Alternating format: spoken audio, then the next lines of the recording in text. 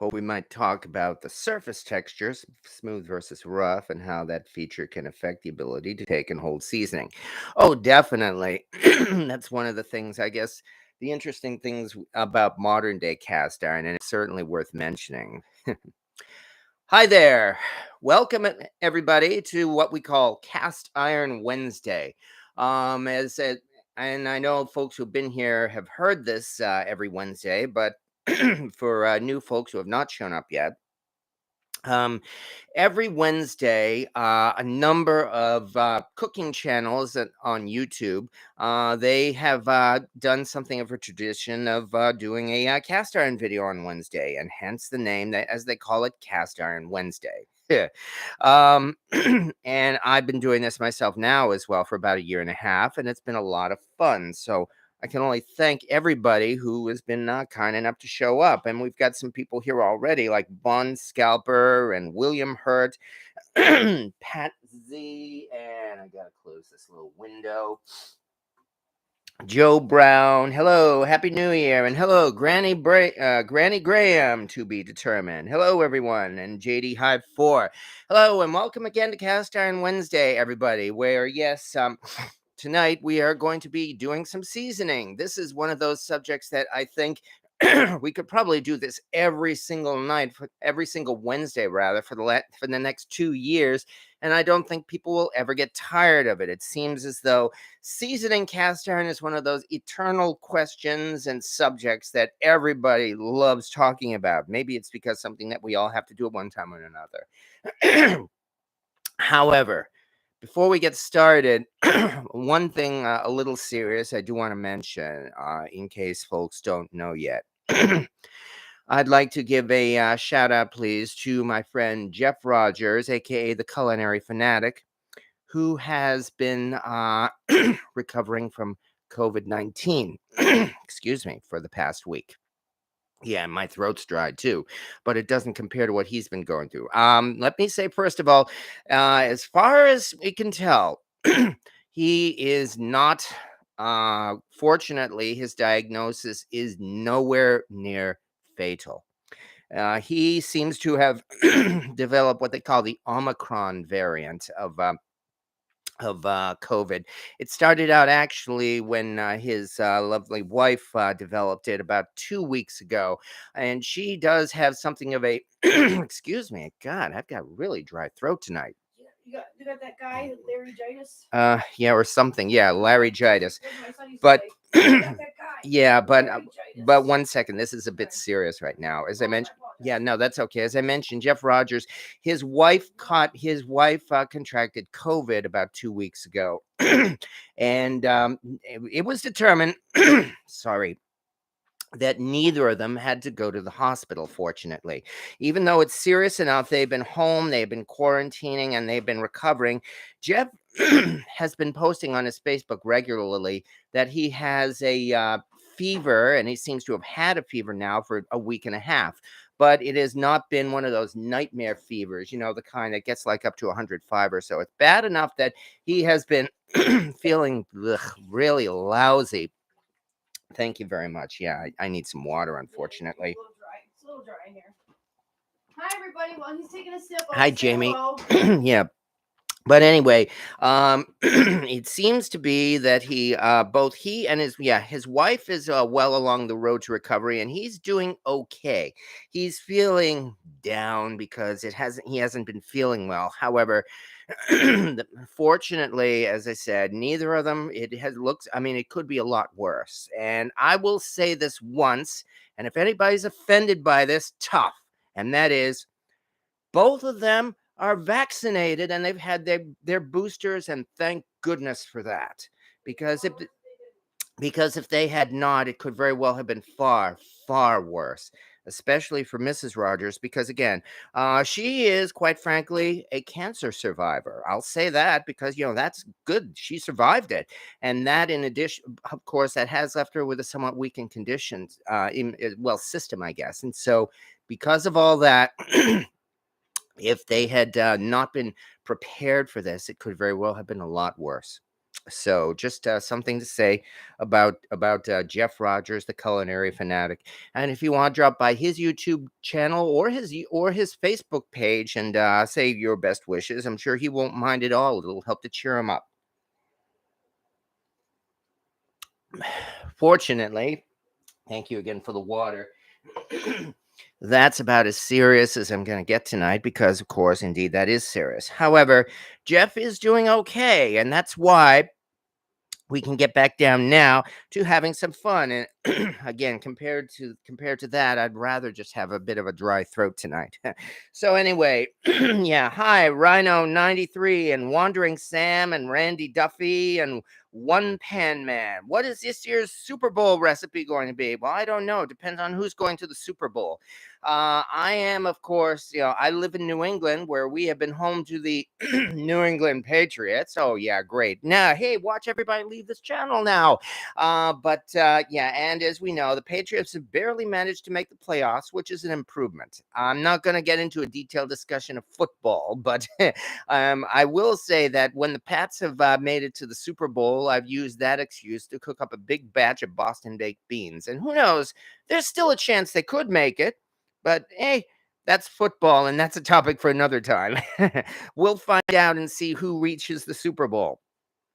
So, though, as I mentioned, though, let's get back to the subject that we were talking about tonight, which again is seasoning cast iron. Because yes, as I mentioned, I'm doing especially some modern cast iron pans because I have a few of them that do actually need to have their seasoning touched up. I've been putting them through their paces, and yeah, it seems as though after a couple of years or so, yeah, we still need to apply another coat of seasoning. But then again, a lot of cast iron pans in anybody's collection you find that may need to have their seasoning done up every so often, and that depends on whether or not you use vintage cast iron or modern cast iron.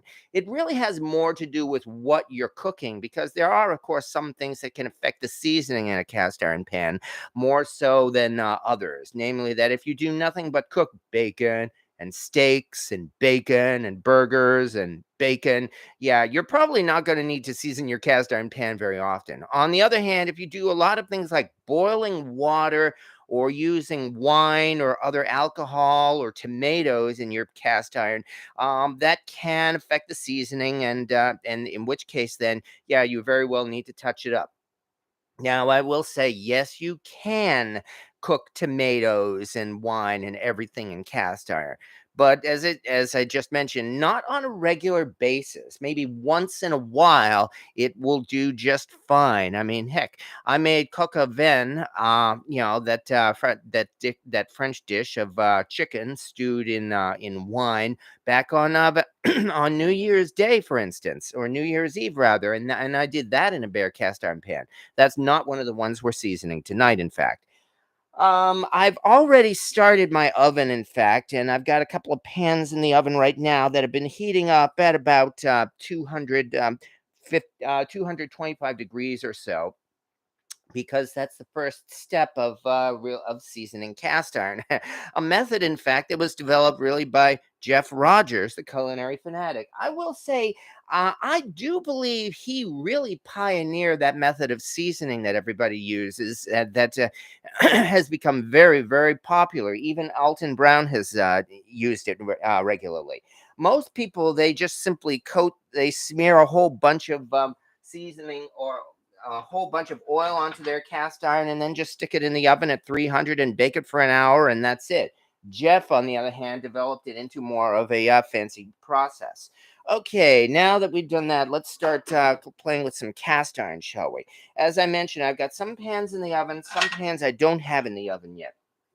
These are a couple of Asian-made pans and one Mexican-made pan that, unfortunately, I do kind of need to clean up a little bit, as you can see.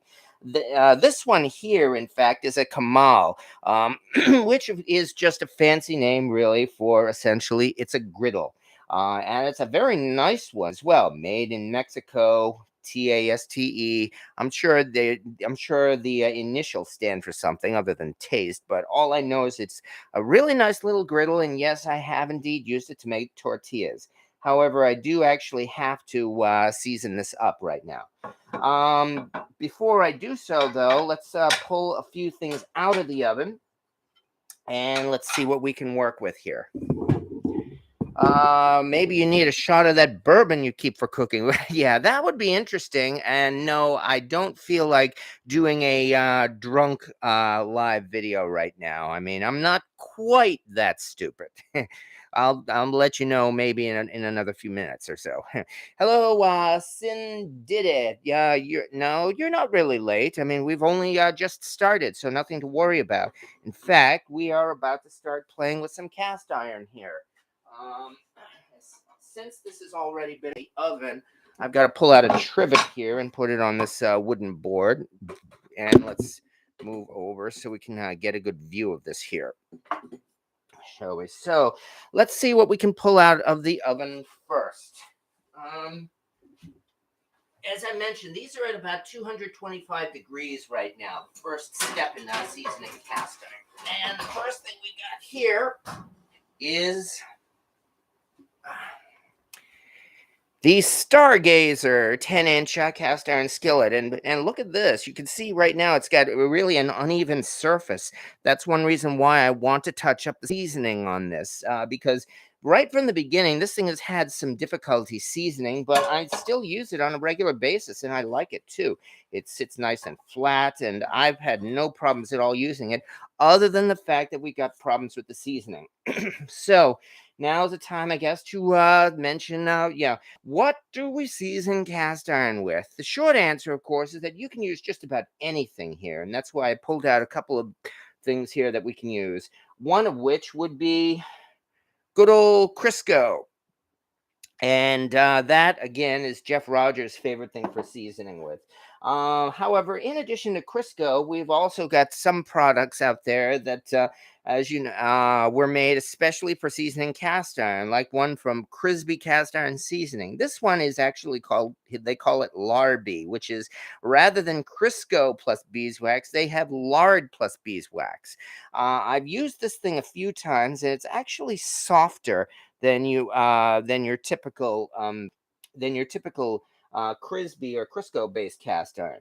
Or some folks even just simply use good old fashioned beeswax to season their cast iron. And maybe I might start out with that. I'm gonna hold off, I think, on the Larby, and let's just simply throw on some beeswax here and go from there, shall we? This thing here, there we go. It's slowly starting to melt, but I don't need to put very much of it on anyway. So now that we've done that, this is still hot. Got to use a glove. Now let's get our rag here and start smearing it all over. I have to say, this is not even though this pan is like almost 225 degrees or so, this beeswax here is not exactly liquid. It's so it might actually have a higher melting point than one might expect.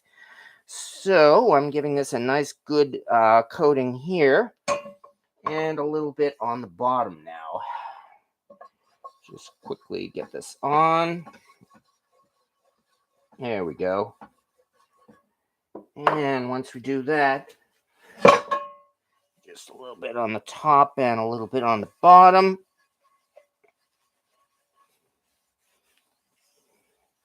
In fact, I'm not entirely sure if I'm satisfied with this. This again is just pure beeswax, mind you. I'm thinking maybe I will pull out a little bit of that Larby and give this a quick coating on as well. There we go. Yeah, this feels a lot better now. It feels more liquid, so I think I'm doing much better here. And anyway, I did not have to use very much of it. The whole point, of course, is that when it's heated up in the oven, it is going to carbonize, aka burn. And that's essentially all we're doing. We're burning on a new layer of seasoning onto this pan so that it'll look better and presumably should work better. Although this thing works pretty darn good as it is right now, if you ask me. Should probably even turn this up a little bit. There we go. Okay. Yeah, that's better. Now it's looking a little better. Even right now, even before we put it into the oven, that definitely gives it an improved shine or sheen to it, shall we say. This again is a Stargazer cast iron skillet, one of the more modern cast iron pans, and this thing here really has a glass smooth surface on the bottom there, and in fact, it's so smooth that it has a little difficulty holding the seasoning. That's one thing, as William Hurt mentioned at the beginning about the difference between rough and smooth cast iron. I mean, everybody loves smooth surfaces on cast iron, but it makes it a little bit more difficult to hold on to the seasoning here. So I'm wiping it off good well, and then I'm going to put this into the oven. So give me a second. And then from here,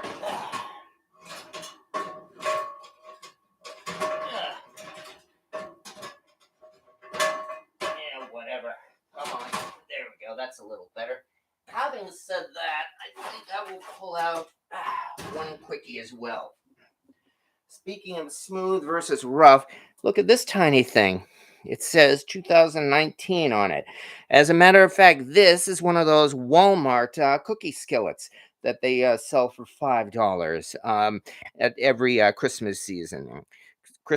I got this one obviously in 2019, and I like how they actually did put. And here we go. I'll just throw some larby onto this. I like how in starting in 2019 they actually put the date on these pans.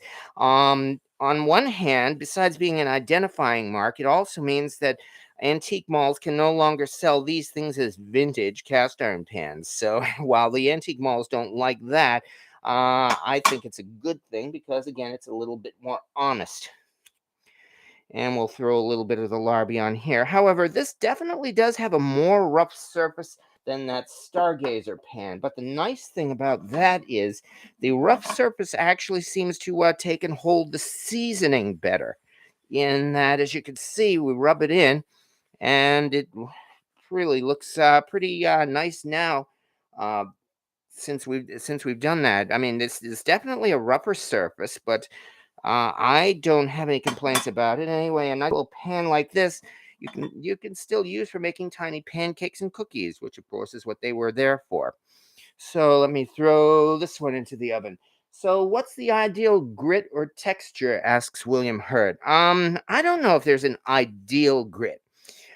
I have heard from people who actually do take a grinding wheel and smooth their cast iron down. They seem to feel that 80 grit on their sander or grinder or whatever it is seems to be about the minimum to get a good smooth surface that will still hold on to the seasoning. If you get any more fine than that, well, getting into like hundreds or even thousands of grit, it gets too smooth to hold on to the seasoning, and so they tend to go with around 80 grit or so. Pawpaw Dan. Hello, CIC, Janie, William Hurt, and everybody. Look out, Pawpaw's in the hose. I think that's house. um, hey, Pawpaw Dan, I hope you're doing better too. As we mentioned already, one of our friends is recovering from COVID tonight. He's not here on this channel. Do this right. But our thoughts are definitely with him. Speaking of a rough surface, let's check this one out. This one here is a Lodge cast iron, a Lodge number 5 or 8-inch cast iron skillet, which I purchased from Lodge, as it says there, on their 120th anniversary. So I've used this several times, and unfortunately, the seasoning on the surface again has come a little, has come off in some respects. So I'm going to just simply throw on another coat of seasoning onto this one. For this one, I think I'll use this. A few years ago, I actually made some imitation Crisbee. Basically, I melted together some beeswax and Crisco and came up with my own imitation of the Crisbee cast iron seasoning, and I like how it's turned out. It goes on pretty easily. There we go. That melted on with no difficulty at all. It's got a nice little smell to it as well. So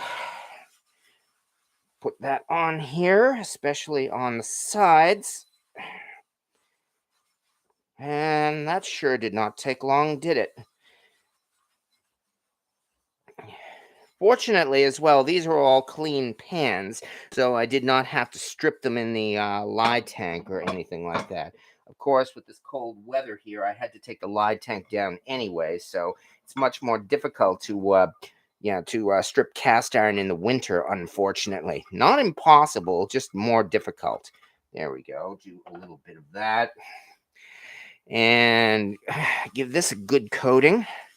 There we go. Once this rubs in, as mentioned, though, the rougher surface of the large cast iron does a much better job, I think, of holding on to the seasoning.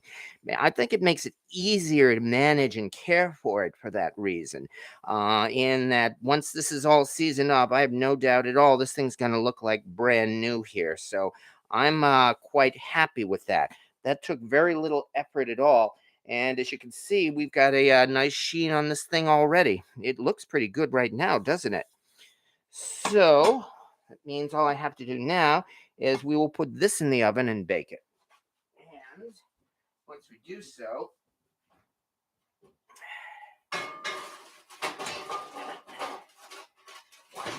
here. All right. Now, let me check a couple of comments here because I don't want to be rushing too much here. Hello. The rougher texture is great for browning ground beef and pork. Oh, definitely. And hello, Louis J. Cast Iron Cooking. Have you shared that seasoning recipe in another video? No, to be honest, I have not yet. That's one thing I suppose I should do at some point. I believe it was something like about... not 50-50, but more like 3/4 either beeswax or 3/4 one and one quarter the other. It was probably 3/4 Crisco, 1/4 of the beeswax, but I'll double check. And yeah, that probably wouldn't make a bad video in itself, I think. So yeah, that's house, not hose. Yeah.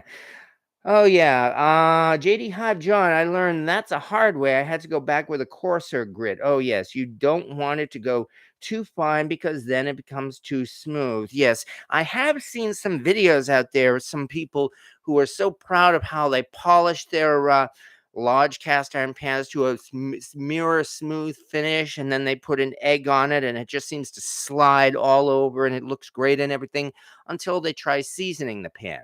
The pan picks up some rust because they can't put some seasoning on it, unfortunately. And so that's why we kind of learned that the hard way. John says, lard can go rancid. Yes, it can, but that's one of the nice things about seasoning, in that really whatever you're using, whether it's lard or bacon grease or beeswax, essentially what you're doing is you're burning it and converting it all to carbon, which really does not go rancid. But that's different from, say, just simply giving it a coating of grease when you wash it each night. And Ruth Meow. Yes, exactly. You're cooking out all the properties that can go bad. And Ruth Meow says, I use grapeseed oil, cook with it a lot, so it's always available. Yeah, as far as seasoning cast iron goes, really the best answer is use what you like. And oh yeah, actually that would be a nice thing to season up. That there's some rust on that thing, isn't it? So yeah. I could probably actually scrub it off. Jamie is looking at a couple of trivets here. Yes, yeah. Hand them over, please. Let's take a look at these. I was here in the other room. I'm like, I don't hear him talking about trivets. No, you're right. You like these trivets. That's true. Yeah. I like that one that's really rusty. Yeah, exactly.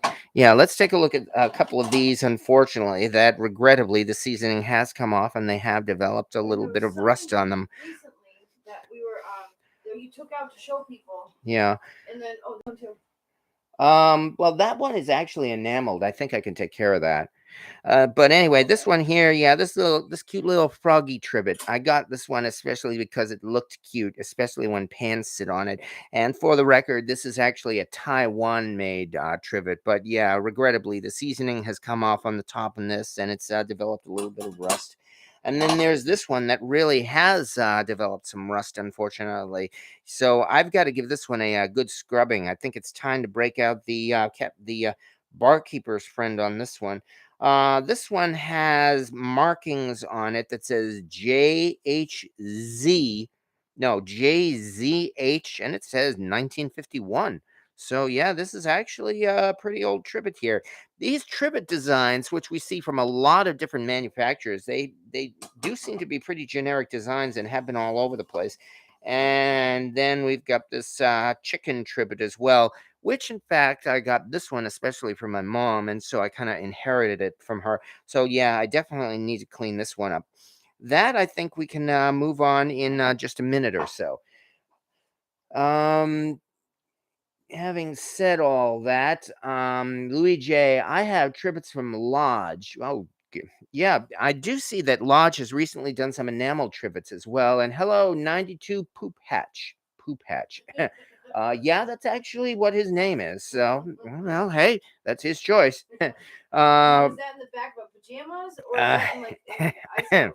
I'm not going to answer that. Ruth Meow, I need some nice vintage trivets. They're actually not too hard to find. Comment right meow. Yeah. The best I could say for that is just keep on looking. You're almost guaranteed to come across a trivet sooner or later. Sean Caldwell says, I just did season on a BSR 14. Wow, that I picked up. It looked like someone had it and never used it. I can't believe how new it looks. So I seasoned it and will put it to good use. Congratulations on finding a number 14. Yeah, I mean, definitely. Before we end up, Yeah, okay. That's why I opened the window, because we are going to get some smoke in here as well. Louis J. Cast Iron Cooking. I have the Lodge enamel trivet, the snowflake, and a very nice deer horns trivet from Lodge as well. Oh yeah, those are definitely very attractive. They'd make nice centerpieces for serving food on there. So yeah, yeah, eye inject. Oh, yeah. Oh, Papa Dan is getting some eye injections, I guess, to help him. But, well, again, Papa Dan, I mean, obviously, the best we could say is good luck, and I'm sure they know what they're doing. So, have you tried Easy Beezy seasoning? Well, I have not yet, largely because I'm already swimming in cast iron seasoning stuff. I mean, I've got plenty of Crisco. As I mentioned already, I still have this batch of Crispy stuff.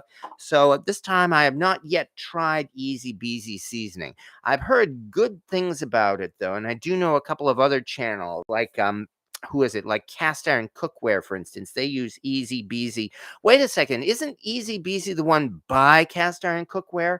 Um, I know there's another one as well. But yeah, you're right. Easy Beezy. Yeah, yeah, he does his own seasoning. So I don't know the details of what he puts in it, although part of it obviously has to be beeswax. Otherwise, he would not call it that. That's okay. I think we've enough for now. But I'll work on that. I can't remember. There's something that we pulled out recently. Yeah. And I cannot for the life of me remember what it was. Louis J. I also got some wooden trivets, and specifically from Smithy, and sadly it is warped from the heat. Oh, I'm sorry to hear that. So yeah, from Cast Iron Cookware. Recommendations on smooth pans that don't hold seasoning very well. You want to know about smooth pans that don't hold seasoning? Well, okay. One of which would probably be this this Stargazer here. So but even though I have had to season the Stargazer a couple of times, I still enjoy using it quite a bit. So it's not. I mean, some folks may consider the difficulty with the seasoning to be a game changer on it, but I, for one, have not really had any real problems with it. I will not say that the Stargazer is flawless for precisely that reason, but I am definitely going to continue using it. And as I said, I have no problems at all with that. Having said that, I think let's quickly move over to the sink. Oh, actually, let me turn on another light too while I'm at it. Yeah, that's a little better. let's move over to the sink, shall we? And let's yeah, get right in front of the camera. Let's get these trivets and quickly scrub them off. Here's a chance for me to use probably my favorite thing to clean cast iron. And I know I've told folks about this enough times. Yep, it's yet another excuse to get out barkeeper's friend. Quite frankly, if you use cast iron on a regular basis and you don't have barkeeper's friend handy, you owe it to yourself to go to I don't know, Walmart or something and pay a whole $2 for it and pick some of this stuff up. Got some steel wool, and let's start with this really. Only for cast iron. Oh yeah, not only for cast iron. So our bathroom sink, for some reason, I don't know how and why, but it's a porcelain sink. And when I dye my hair, for some reason, when the dye gets on the sink, I've never seen dye absorb into porcelain, but it does. And that's the only thing that gets it out is barking different. Well, there is tried that. a million different things and nothing works except for that. Yes. So anyway, light rust actually. Let me move this over a little. Over a bit. There we go. That's aluminum sink you have. Yes. That's why those things are pretty. Yes, we have. We've used it on the aluminum. Light rust is pretty easy to scrub off, but it doesn't come completely off, unfortunately. So after this, let's quickly give this a go with the BKF. Yeah, I don't skimp on it, especially because this stuff is so cheap. So I'm not especially worried about that. And then from here, it's really no more than just scrubbing it off. Especially up here where the rust is, or was, I should say. Also, the nice thing about trivets is, of course, we're not going to eat off them. So, fortunately, all we have to do really is to get this trivet show-worthy more than anything else. Although, of course, we don't want any ingrained rust either. In the long run, over years, that could actually affect this thing. However, in only a minute or so of scrubbing, this thing here is definitely, we've got a big difference here on this. Maybe just a wee bit more. So yeah, as far as cleaning light rust off of cast iron, and really this is something that everybody has to do once in a while. Whether you have one single cast iron pan or a big collection, eventually you are going to get some rust. That's really as simple as that, because that's, cast iron rusts, period. And when that happens, all you really need to do, at least with light rust, go over it with some barkeeper's friend.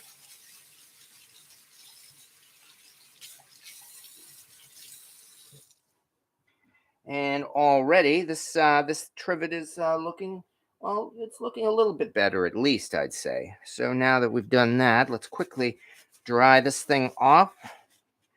And before any flash rust gets onto it, let's grab a shop towel this time. And I think, excuse me. Here we are. I also keep a little thing of Crisco here, especially for greasing and seasoning cast iron. I do not eat from that one. But from there, all I do is just generously rub some Crisco onto it. Both sides, of course. And then from there, it'll be ready to go into the oven. And it's as easy as that. A little bit more.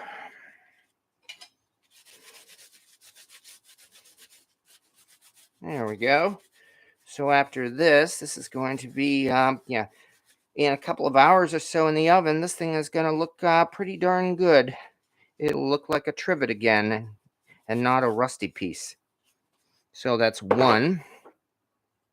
Let's bring out the froggy here and really just do the same thing. Give a little froggy a quick scrub.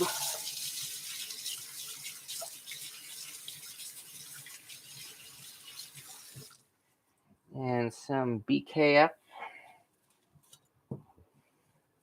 lot of BKF, more than I expected. Oh well.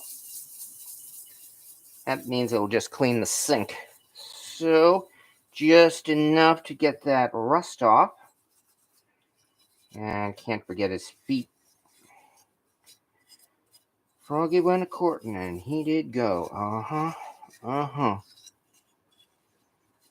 Okay. There we go. That's better.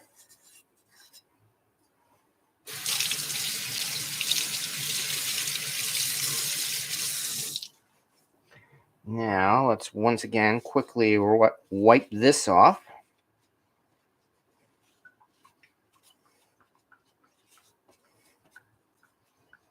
And once again, take that shop towel with some Crisco and smear it on so that we will be able to bake this on and give it a decent coating of seasoning. And no, this is not going to take very long at all. This is probably going to take a couple of hours, but after that, this should easily get us, well, with any luck, several years worth of use. So old Froggy is still going to be carrying cast iron here in this kitchen. That's number 2. And then the last one, and then I'll once again get to some comments, which is once again, I believe it's been said that if you wash off your cast iron with cold water rather than hot water, supposedly that kind of delays the flash rust. I don't think I've really tested that yet. And a little bit up here. And a little bit in the back. The back looks pretty nice, actually. So, once again, with the BKF,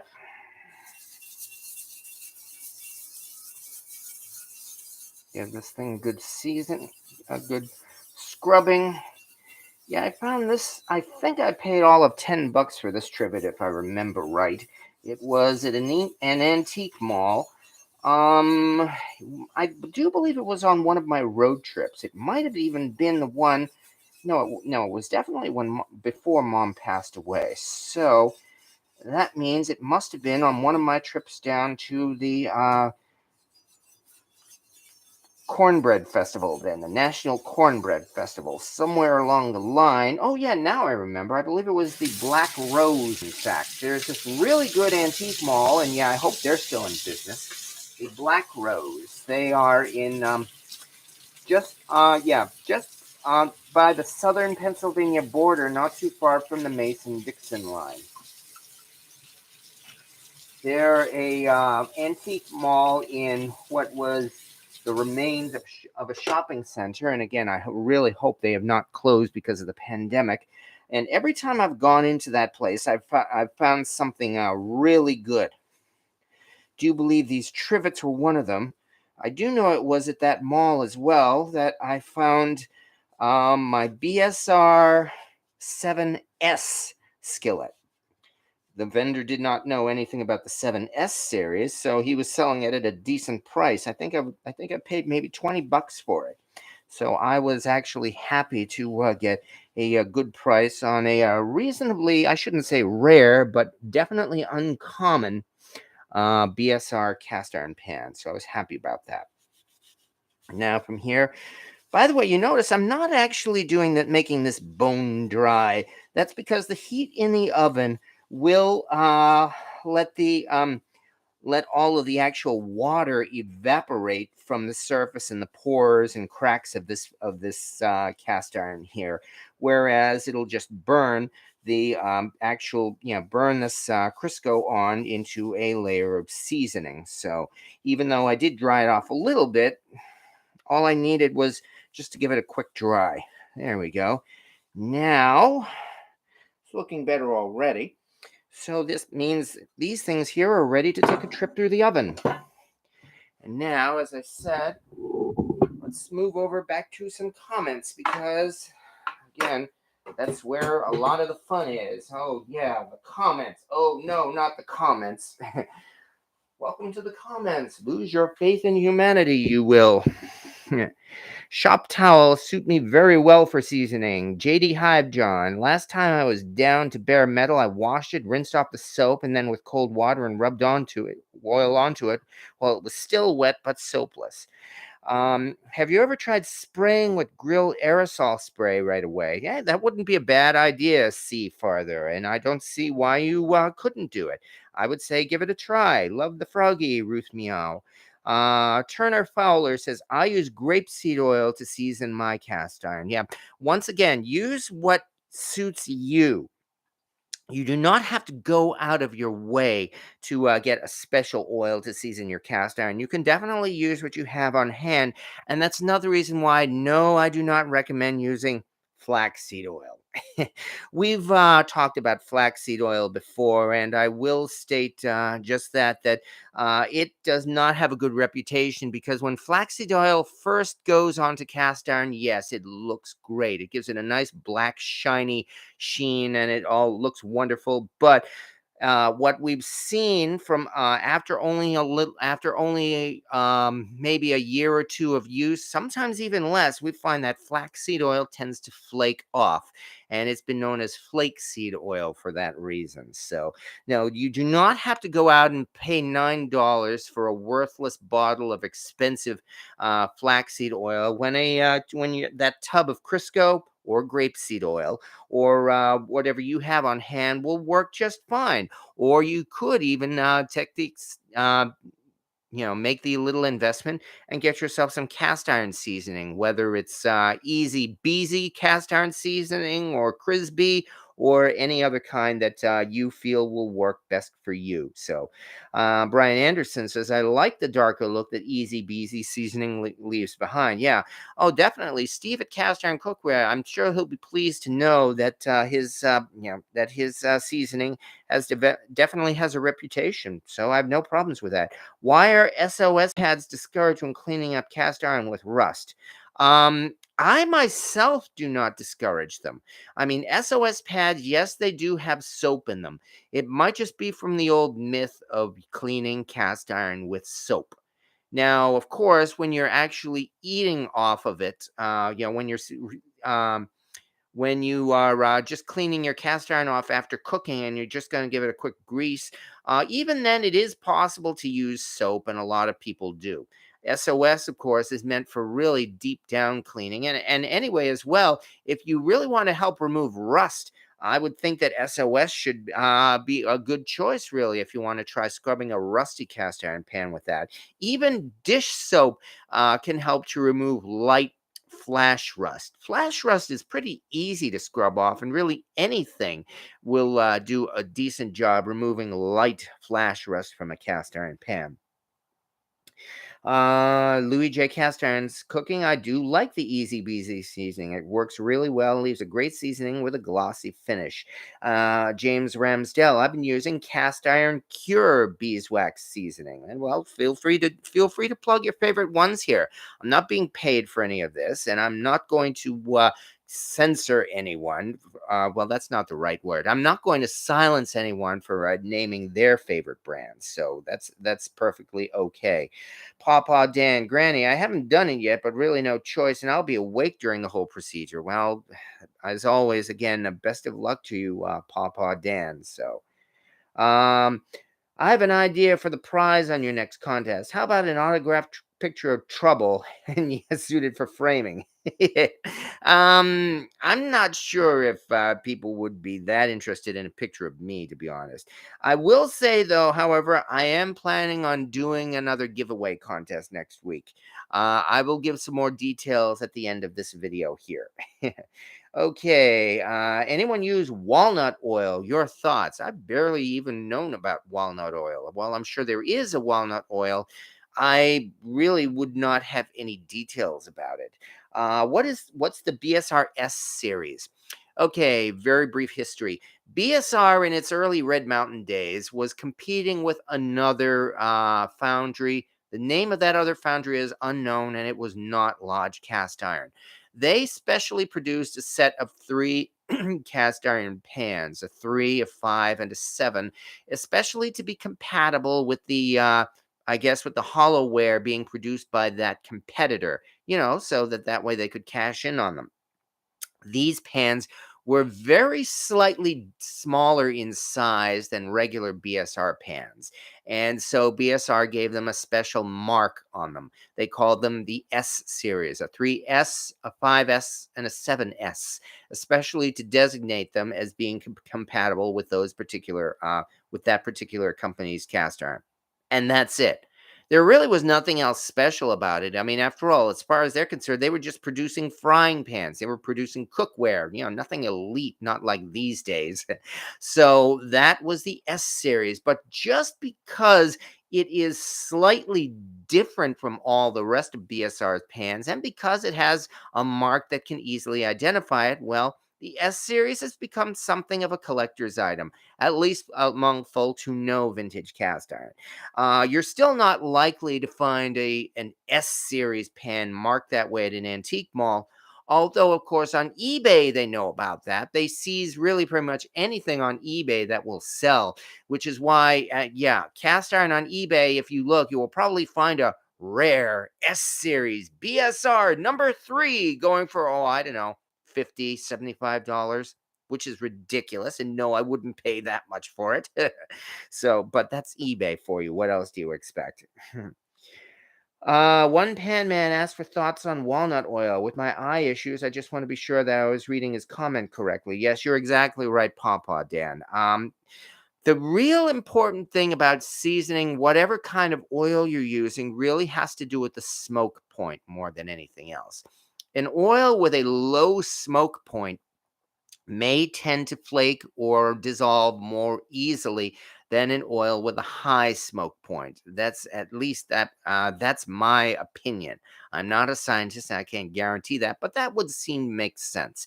Which is why I do not recommend seasoning with olive oil or butter, for instance. On the other hand, again, grapeseed oil seems to be pretty popular, and I like going with, well, again, Crisco and beeswax. So, having said all that, Sean Caldwell, I restored a number 12 Sydney that had flash rust, cleaned off easy and seasoned nice. Well, again, congratulations on finding a number 12 of that. That's pretty impressive there. For 1 hour and let cool slowly. Yeah, that's really about it. Okay. Having said that, let's play with a little bit more cast iron, shall we? Let's move the mic a little closer again. Put this camera back over here. And let's see what else we can pull out of the oven right now. So, next up on our hit list here is, this is a fun one. This one was the thumbnail for this video. None other than the Finex cast iron. Boy, this thing's heavy. And you notice here, take a look at the surface on this thing here. Let me show you closely. Yeah, you can see the seasoning, unfortunately, again, seems to have come off slightly on this Finex. So because of that, it's necessary to give it another piece. In fact, the last time I washed this Finex, unfortunately, it did start developing a little bit of flash rust on the top. So that's really a sign that this thing here definitely needs to be reseasoned.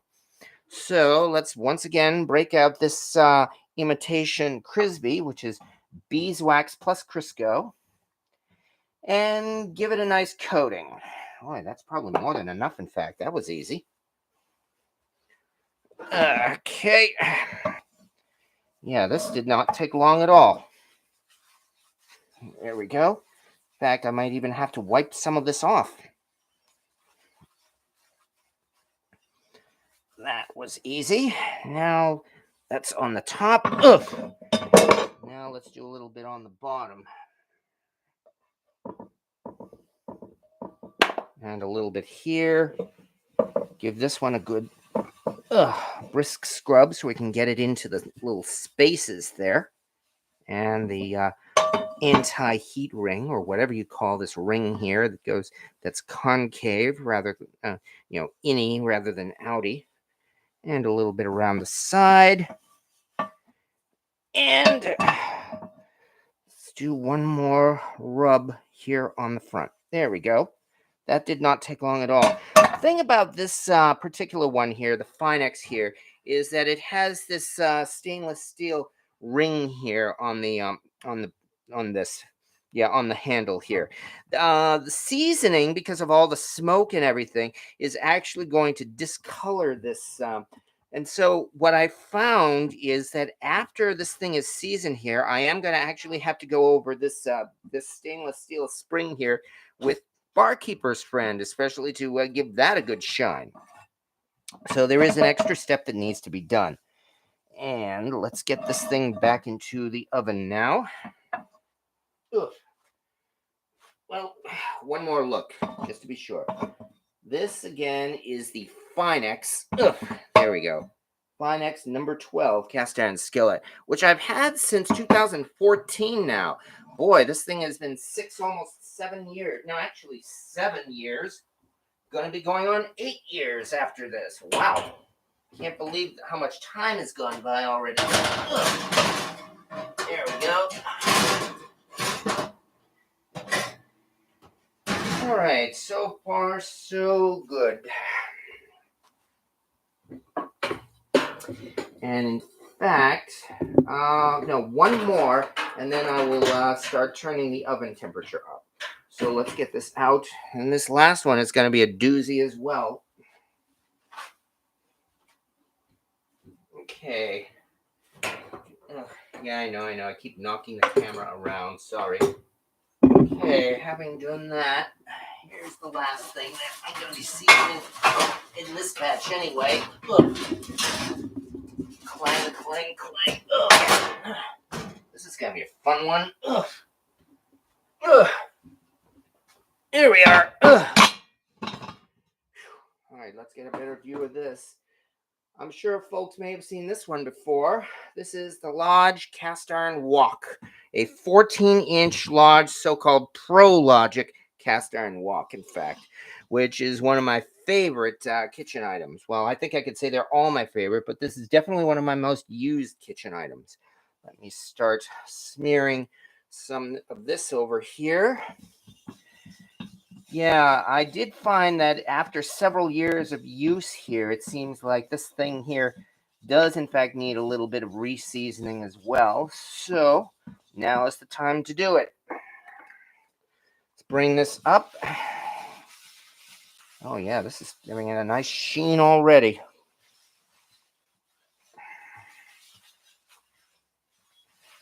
Some on the top. The Pro Logic series, I'm not sure if Lodge is still producing these, although I think they are still producing this wok. They called it their so-called Pro Logic series in that it has absolutely no corners or direct or straight angles. Every one of their pans is curved in some way or another, whether the handle is circular or has this kind of a rounded shape to it. That's what they call the Pro Logic series. Some of these are more popular than the others. I mean, they did, for instance, a Pro Logic cast iron pan with a very awkward handle that I don't think was that popular. On the other hand, as I mentioned here, this wok, they're definitely still producing this, and I've said enough times I have gotten a lot of use out of this wok. Boy, do I like this wok, especially because I have a cheap electric stove. I pointed out before that really with an electric stove, you cannot get the blasting heat you want to do a good Chinese stir fry in a wok, in a thin wok. On the other hand, a thick wok like this seems to be tailor-made for an electric stove top. As such, it helps to absorb the heat. Ugh. Yeah, if only it wasn't so heavy. All right, there we go. Not now, Trouble. I'm holding very heavy and very hot cast iron. Now is not the time to demand attention. Sorry, Trouble. Okay, let's get this thing back in the oven here, and then we'll do a little bit of comments because move, Trouble. Now is not the time. All right. Okay, gonna bump the camera again. Sorry about that, folks. Ugh. and get this into the oven. Ugh. Oh, nuts. Sorry. Talk about non-professional. All right. However, having done that, much better. Move this over. Turn this thing up. And at last, and now, for some reason, Trouble seems to have run away. Where'd you go, Trouble? All right. Oh, no, don't walk your cat. Yeah, exactly. I gotta be careful not to take him out for a walk. And he has just gone into the bedroom with Jamie, so he lost his chance to get a shot on camera. But he's fine. Anyway, Clico, I could never pronounce that, but isn't there like a ginger ale or something named after you? Clico Club or something like that? Finex does not use flaxseed oil for the initial seasoning. Supports your belief it's not the best choice. So far, my Finex is okay, crossing my fingers. James Ramsdale. Walnut is recommended for medium heat. It has a very low viscosity. Papa Dan, farther in William Hurt. I read someone's theory about light spots. Their opinion was it has to do with the sand used and how it was combined with the other elements. Well, yeah, that's certainly possible. It also may have to do with the condition of the iron itself.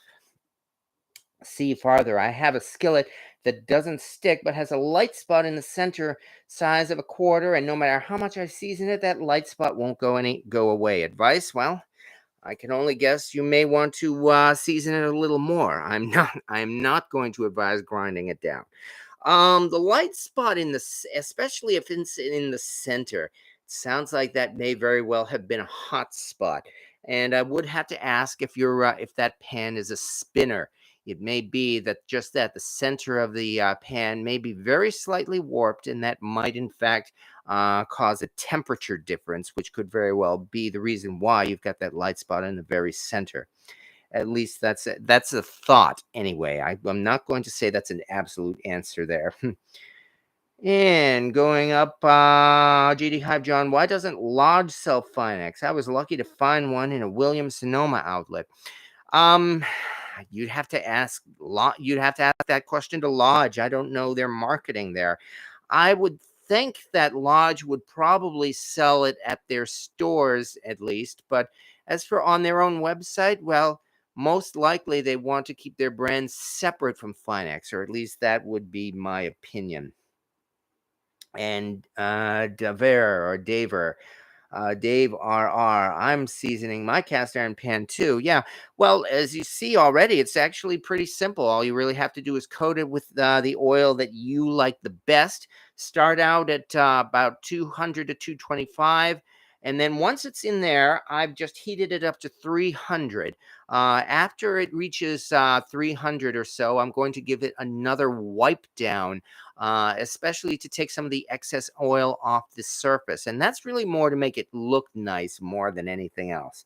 Then after that, I'm going to increase it to 400 and leave it at 400 for about 2 hours, maybe an hour and a half. Grapeseed oil has a high smoke point. I use it for stir frying when I run out of sesame seed oil. and yes, I mean, well, that's just it. It's especially because of its high smoke point. That's one reason why it's also good for stir fries as well. So, Movell, the best grapeseed oil. I think seasoning it more and more will help. It's been seasoned 10 times, but I will go more. Yeah.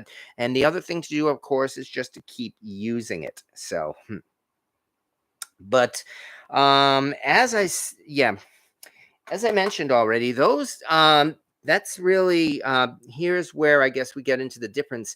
As I mentioned before, the Lodge, the so-called rougher surface of a Lodge pan will seem to hold the seasoning better and more evenly. You know how I mentioned that I'm going to be taking those pans out of the oven and wiping them down when they reach 300.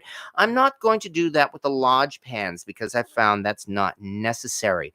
With the large pans, I can just keep on going all the way until 400 and then just season it on, because it's not likely that you'll be seeing those blotchy spots that you might see with the smooth pans. That's one reason why, though.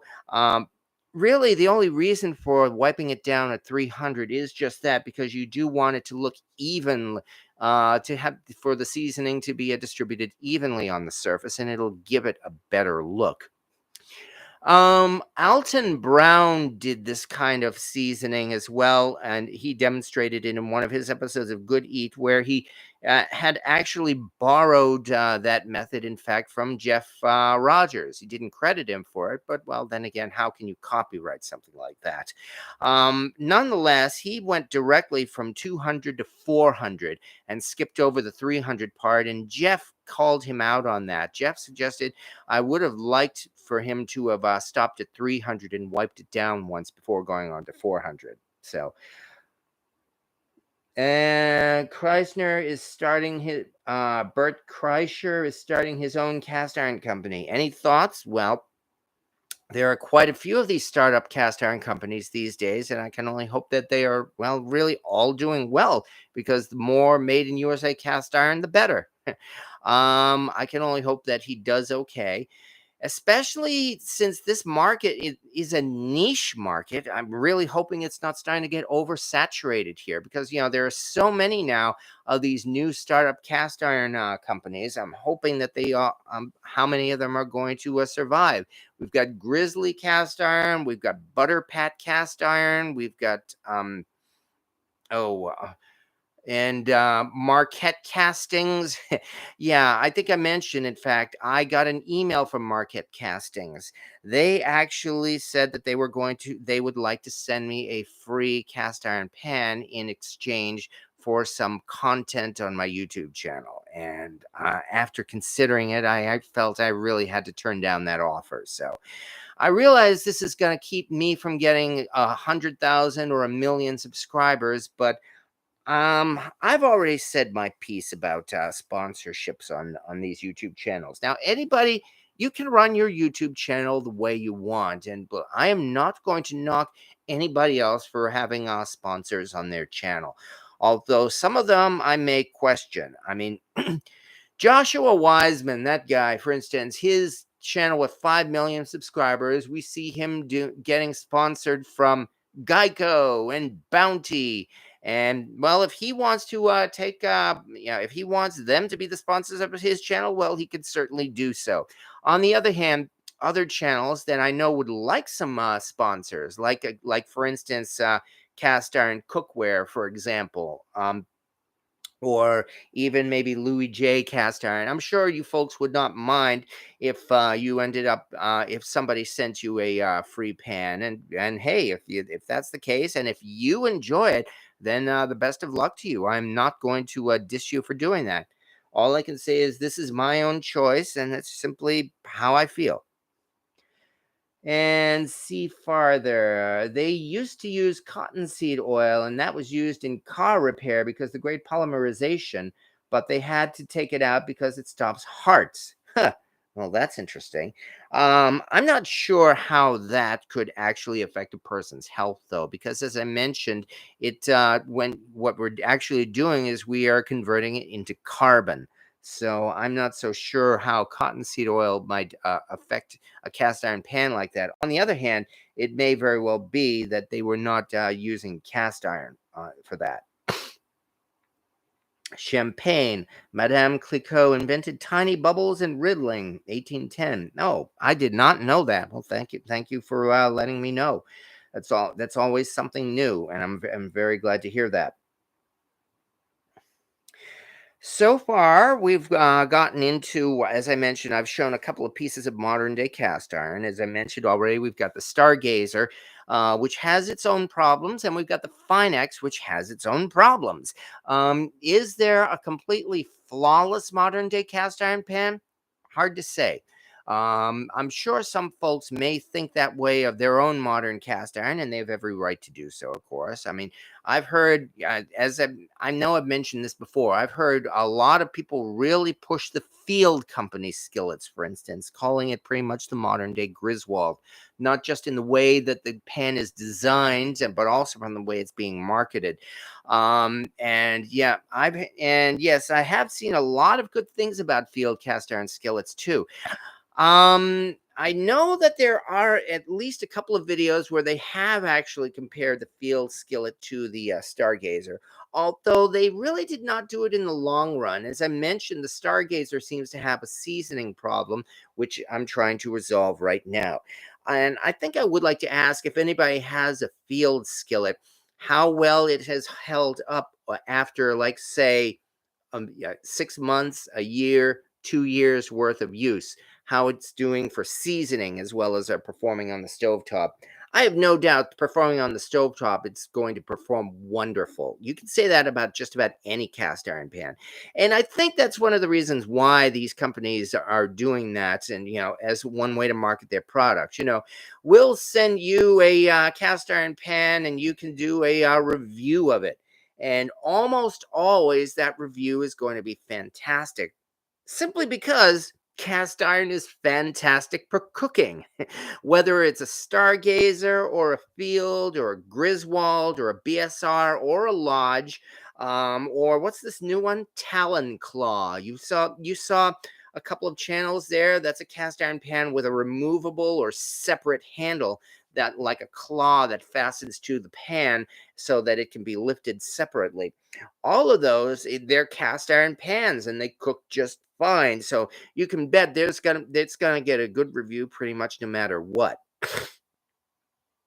Which is why, though, I think there are other things to consider, as I mentioned already. For instance, the Finex, while the fact that, again, seasoning a Finex will affect that stainless steel spring, that's really cosmetic or for aesthetic reasons. It's still going to cook just fine.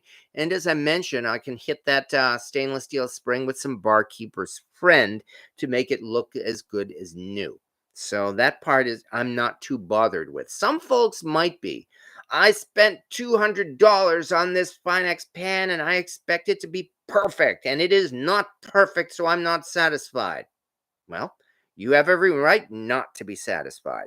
As far as I'm concerned, I love my Finex skillet. As I said, when I want to sear a steak or pork chops or the like, I reach first for the Finex, I find, because it's so thick and heavy, as well as being nice and smooth. I find it does a great job. On the other hand, if you wanted to compare a Finex cast iron pan to a Lodge cast iron pan, the difference between the two, I would say the Finex is outstanding, whereas the Lodge is excellent. Yeah, I mean, using a Lodge pan for searing a steak, I mean, yeah, who do you know would complain after searing a steak in a Lodge cast iron pan? Yeah, it's really such a minuscule difference in that case, and that's what it comes down to. For cooking, pretty much any one of these modern cast iron pans is going to work just fine.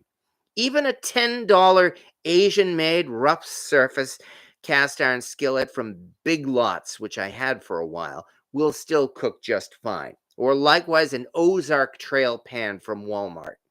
And if you have Ozark Trail cast iron pans, use them with pride. No need to hide them.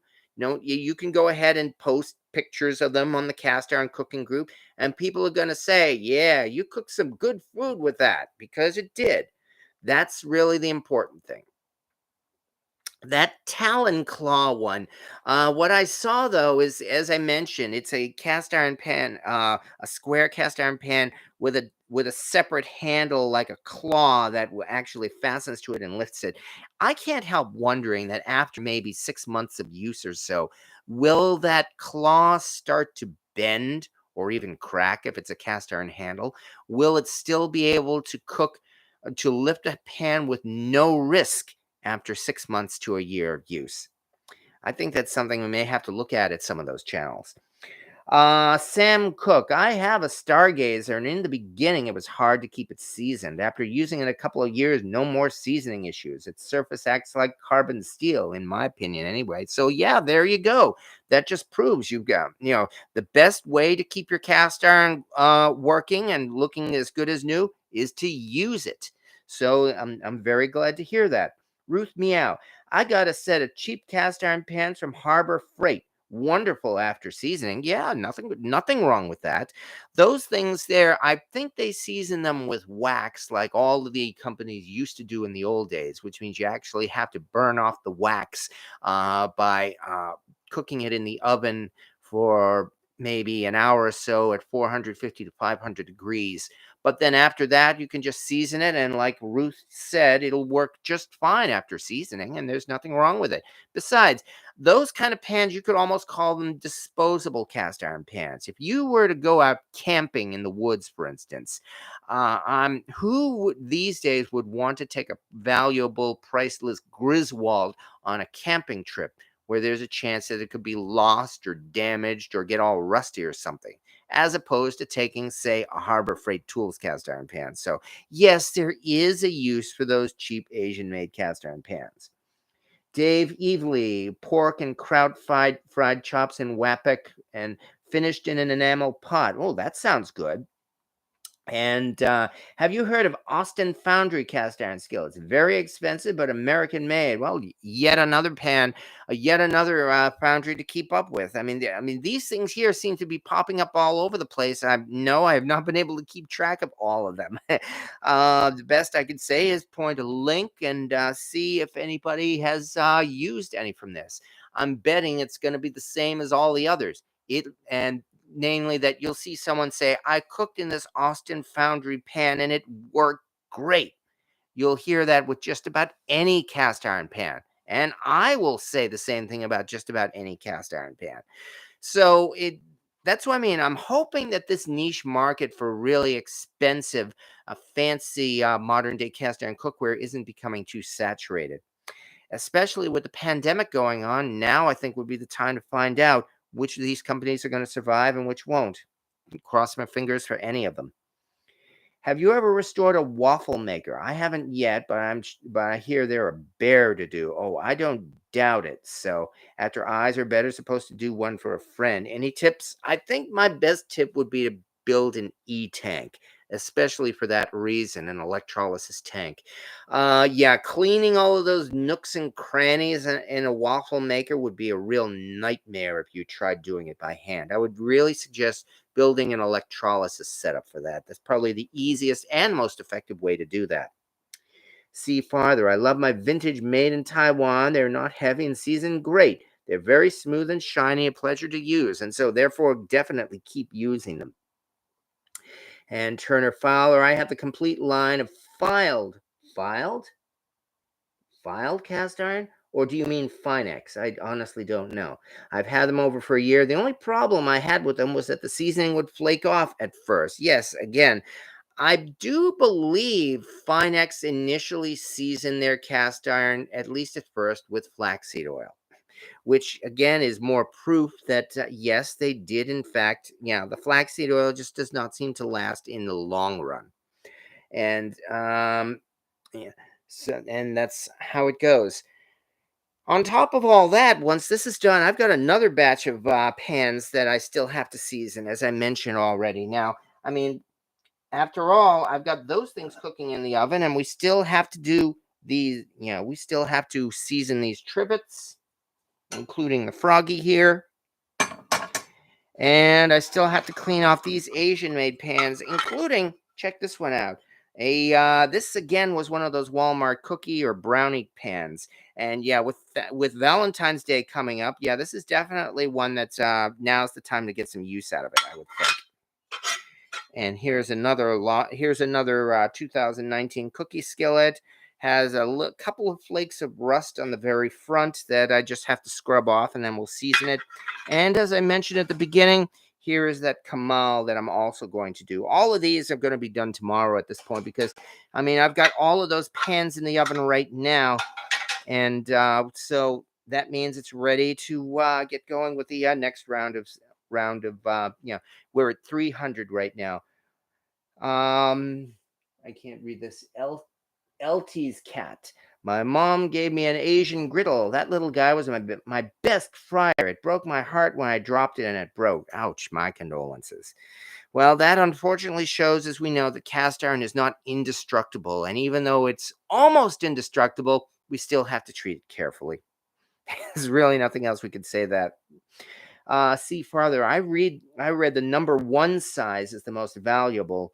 Is that true? I only believe the internet 50% of the time. Well, number one size of what? I mean, a number one Griswold, a number one Lodge. It's hard to say. I mean, a number one size really doesn't mean that much. So you would need, yeah, that's what you mean about believing the internet only 50% of the time. I mean, why is a number one so valuable? I guess because it's rare. Well, as I said, it really depends among other things like the manufacturer, the age, the condition, and other things like that. So what do you use the small pans for? The heart, small cookie pan. Yes, exactly. That's one thing you would use this for. You could make yourself a nice cookie or a brownie in this pan. And then you just decorate it with frosting, and there you go. You got a nice little inexpensive Valentine's Day present, which is what they sell these things for, of course. They come with that awful brownie mix or cookie mix when it's much easier and much better to simply use different, whether you get some boxed cake mix or even make it yourself. But yeah, I mean, really, you buy this just for the heart shape more than anything else. It is, again, it's an Asian made cast iron skillet, but hey, again, nothing wrong with using it. And yes, you could even make a tiny pancake in this as well. You put the pancake batter in this and then flip it over onto another cast iron pan. And there you go. You've got yourself some heart shaped pancakes, which is another nice thing to do for Valentine's Day or any other time of the year. Where'd you get that Mexican griddle? Is it vintage? I paid $5 for it at a local flea market. I know nothing about this Kamal other than the fact it actually does say made in Mexico. I really need to look this up and do some research and get some information on how old this thing is. The fact that it's got a handwritten logo on the front suggests that it might be more modern. So I don't know how valuable this is, but it's a nice piece, and I like the fact that it's made in Mexico.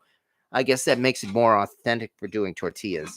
I need one of those kamals. Well, again, any cast iron pan will work just fine as a kamal, and likewise, if you want to do a griddle, that also works fine as a kamal. So, Clico, I love my Finex too, but if I didn't, I would still love it as beautiful art. I used my unmarked Wagner number 10 the most. I bought it as a new bride around 1970. I did it from your YouTube. Well, thank you. And yeah, I mean, that's really the best way to do it. So congratulations as well on being married 51 years. I understand the Kamal gets hotter faster and used for tortilla making. Well, it's cast iron, so I'm not sure how it would get hotter faster. I guess it depends on how the iron is forged, and I do not know the details of that. So I'm going to bring those two pans out of the oven, and we will just quickly wipe them off, and then we may very well be done because look at this, we're already getting on with an hour and 17 minutes here.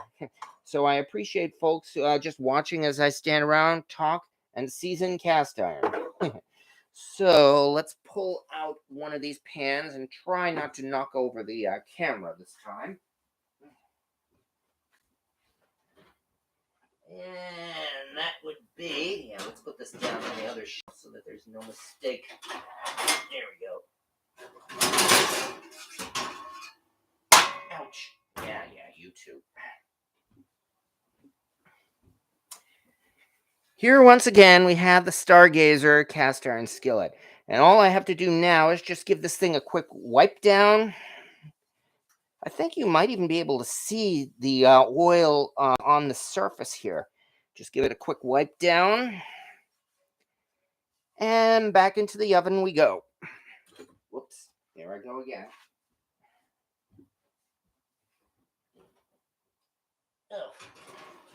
Now that that's done, we get out the really heavy baby here. Clunk, clunk, clunk. And that would be the Finex. Boy, this thing's heavy. Once again, all I'm doing is just giving it a quick wipe down here, which is all we need. And back, maybe on the bottom. And once again, back in the oven it goes. Oof.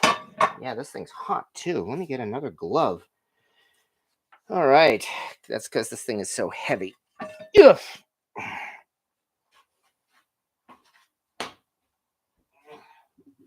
Get this in the oven. Come on, do it right.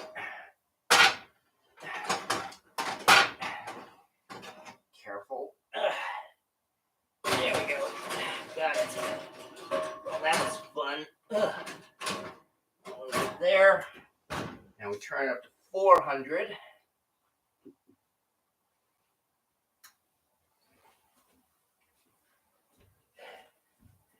And that is that.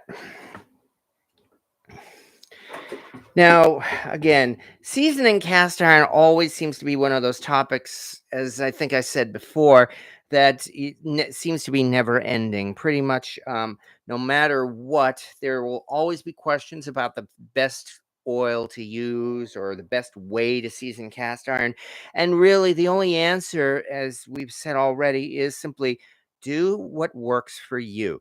I mean, after you had just a little bit of practice in this, it's going to become second nature. I mean, really, the worst part about seasoning cast iron is simply the fact that, yeah, it's going, now that we're up to 400 degrees, we're going to start seeing some smoke. But that will pass. And then after that, well, we will just let these things cool overnight and we will work on it some more tomorrow. This is, of course, something that everybody has to do if they, at one time or another. And so I guess the best thing to say is, at least I hope I've been able to demonstrate that it's easy to take care of your cast iron. I mean, this really is a no-brainer. You do not have to go out of your way and get some fancy flaxseed oil.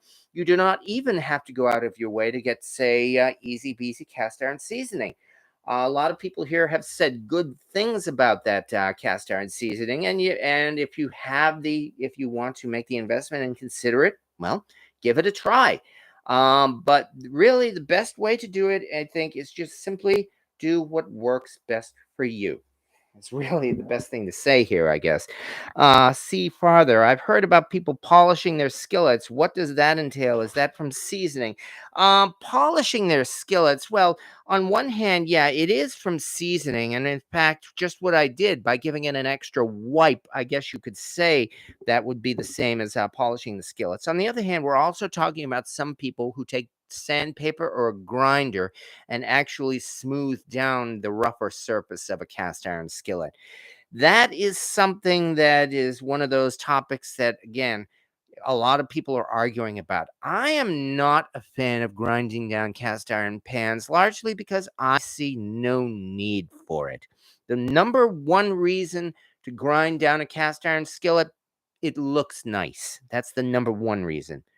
The number two reason is, yes, there is a very, very slight difference at first between a smooth cast iron pan and a rough cast iron pan. However, after some seasoning and some use, that difference becomes almost non existent. So, really, the number one reason is just that, because it looks nice. And for a lot of people, that makes a big difference. I mean, that's one reason why we get these fancy, expensive modern day cast iron pans, because they look nice as well as performing nice. And, well, there's really nothing wrong with that if that's what you want to do. Lucas Thorson, we'll try to keep it in mind. Hard with EU hours. Welcome to our group. Come back next week if you can. Yeah, there is always the Facebook page and the YouTube channel and the Cast Iron Cooking group on Facebook too. So Elsie's cat, my lodges are nice and smooth. Yeah, I've got some lodge pans that I've been using for years, and yeah, those are nice and smooth as well. So, which it again comes down to just that. The best way to keep your cast iron seasoned and to keep it nonstick is to keep using it. And that's really what I recommend more than anything else. So, and hi, Bob S. And first time cat. Oh no, that's Lucas Thorson. Val's Black Cats Rule. The information is great. Well, I just do my best. There's really nothing else I can say. So, and in fact, I think we are getting on into that time. So, I mean, I know the last couple of times we've gone almost an hour and 45 minutes. I don't think we're going to go that long this time. However, let's end it this way. You know what I said? Next week, we're going to have a giveaway. Let me see if I can pull one of those out, and you'll see what we will be giving away next week. And where is it? Here it is. Yeah. Here's one, and let's see if I can find the other one. Oh yeah, this is it here in the back. Here's the next one. And where's the third one? There's the third one. Okay, good. All right, there. That means I've got them all together. Hold all of these. I'll bet you could hear that. Here we are. Let me point the camera one more time. The secret word is not going to be bacon, and it's not going to be not bacon. Okay, next week we're going to have a giveaway, and here's the secret, folks. I'm giving away a set of 3 cast iron skillets, not just one, but 3. Now let's take a look at them one at a time, shall we? Here's the first one that I'll be giving away. I'm at this point I'm debating whether I'm going to do all 3 of them in one, or maybe 3 separate, all 3 of them separately, because they do make a set. They're all the same type. Here is a number 3, and you know what this is? This is an ugly hammered number 3. That's right. This is going to be part of next week's giveaway. It's an ugly hammered number 3. And you can tell because, again, of the very rough the hammered pattern on the sides. And now that we've seen that, let's take a look at, hey, this is a number 5 ugly hammered. How about that? Yep, this is going to be a 3 and a 5. And we're having a giveaway contest so that you'll be getting not just the 3 and the 5, but number 8. Yep, that's right. A number 8 ugly hammered cast iron skillet. So we have here a set, an 8, a 5, and a 3. And I'm thinking it would really be nice to make that a set, and a lucky winner could very well win all 3 of these. I'm sure some people might say, well, why not give them each as separate prizes? Well, that might be something worth debating. Maybe we should actually do that, have a poll or something, because, having a set of these is really something special. Finding any one of these pans is nice, but still, there we go. Nonetheless, yeah, that is what we're going to be doing next week. We are giving away 3, not 1, but 3 ugly hammered cast iron skillets. Good night, everybody. Good night, Jamie. And why? And like I said before, why in the world am I giving away 3 wonderful vintage cast iron skillets? You've seen how big my collection is. I'm getting next to no use from these things. These things are great. I would love somebody to use these things. I already have so many really useful cast iron pans that these things are pretty much literally sitting here gathering dust. So I would rather give them away, help to promote this channel, especially this one. The number 8, as I found out, this thing is the exact size of a lodge skillet. This fits a lodge lid like a glove. So that's a hint. They're also, all of these are flat. They are not spinners. So there's another thing for you there. And yeah, don't break them up. I don't have a hammer. What a sweet set of rare pans. So I have 2 8s and 2 9s. Oh, I didn't even know they made 9 size. But nonetheless, there you go. That is what we're doing next week. We are having a giveaway, and we'll be giving the prize will be a set. Who's the manufacturer of those hammered skillets? No one knows. Seriously, these things are what they call UFOs, unidentified flying objects. You can look it up on the internet and see for yourself.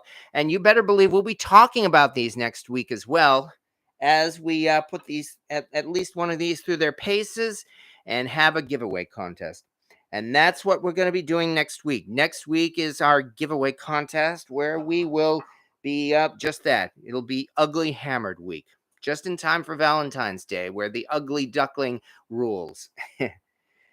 Okay, and having said all that, I do believe at the suggestion of the folks here, in 2 weeks after that, it's going to be Potato Week. We'll be doing some potatoes in cast iron. That's in 2 weeks. Okay, and there we are. So now we know. Now we can prepare for next week's live. But for now, I think we're all set because yet again, we have hit an hour and a half. So, having said all that, I can only once again thank everybody here for showing up. I mean, as I've said before, these live videos are a lot of fun, and it's largely because I get to talk to all of you folks. If I was just doing this one way and nobody was watching, it wouldn't be nearly as much fun. But this is what really makes these live videos so much fun. Thank you so much. Kimberly Miller, shout out to my baby girl. Happy 20th birthday. Congratulations, Kimberly's daughter. At least I assume daughter. And I wanted to see the moon pie skillet. Never. Oh, okay. Well, give me a moment. Let me see what I can do. Hold on 1 second. Where the heck did that thing go? It's around here somewhere. I know the dang thing is here somewhere. The moon pie skillet.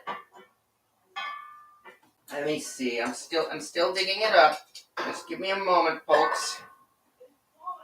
Yes, it is. It's one of the small ones. Aha! Found it. Okay. Well.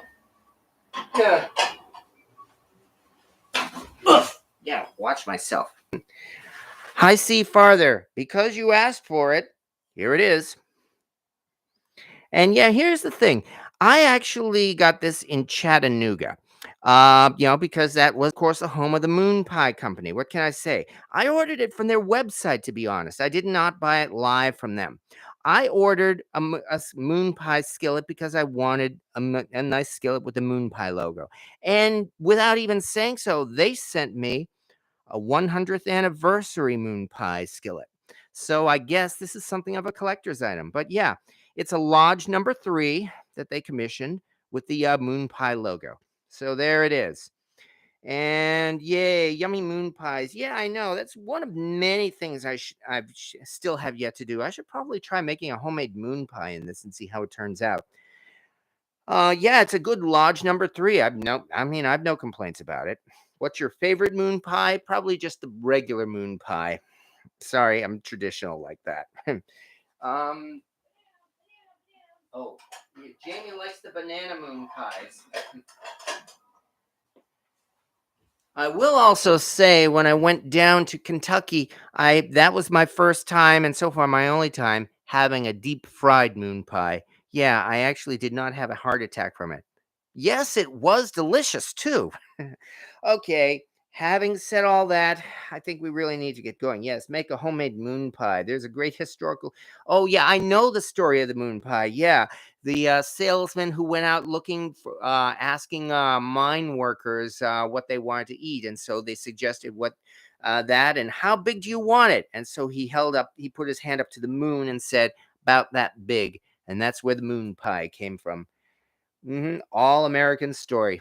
Yes, indeed. Give me an RC Cola and a moon pie. We'll get into the subject again, I think. But right now, as I said, we've got a giveaway next week. And so other than that, Moon pies. Well, go to the store. That's the best I could say. I mean, give it a try. Okay, but having said all that, I do believe it's time for us to sign off here because it is still a Wednesday night.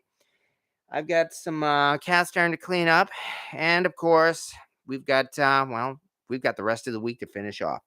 So thank you once again, everybody. And thank you very much for showing up. And especially everybody, well, I'll do my best, Randy. And especially everybody, enjoy yourself. And once again, keep safe. Remember, from as we said at the beginning, best wishes to Jeff Rogers and to everybody else. There are too many people who have gotten sick in this and worse. So thank goodness Jeff Rogers is vaccinated because at least he's going to survive. The recovery process is slow, but it could be a lot worse. And our best wishes to Jeff and to everybody else, too. Keep safe, everybody, and please, please be careful. And having said that, though, let's end on a happier note and say, everybody have fun cooking in cast iron. Have a good evening, everybody. And like we always say from my favorite movie, 2001, see you next Wednesday.